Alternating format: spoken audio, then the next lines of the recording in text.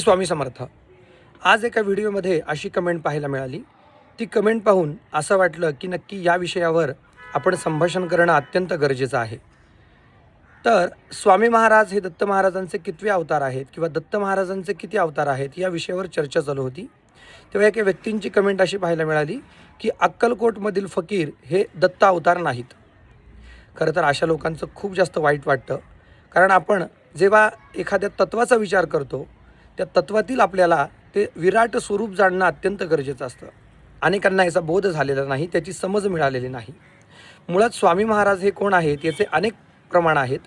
तर असं म्हटलेलं आहे, नमो स्वामीराजम दत्तावतारम श्री विष्णु ब्रह्मा शिवशक्तिरूपम ब्रह्मस्वरूपाय करुणाकराय स्वामी समर्थाय नमो नमस्ते। स्वामी महाराज हे प्रत्यक्ष दत्तावतारच आहेत।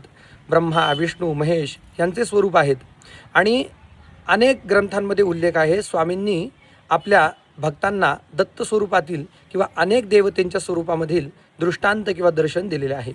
त्यामुळे माझं म्हणणं एवढंच आहे, जर आपल्याला एखाद्या देवतेवर जर श्रद्धा नसेल तर हरकत नाही।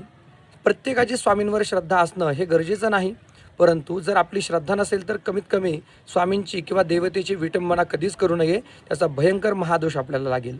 मुळात स्वामी हे अत्यंत जागृत दैवत आहे, त्याच्यामुळे याची प्रचिती किंवा त्याचा प्रत्यक्ष अनुभव स्वामींनी आपल्याला दिल्याशिवाय राहणार नाही। श्री स्वामी समर्थ।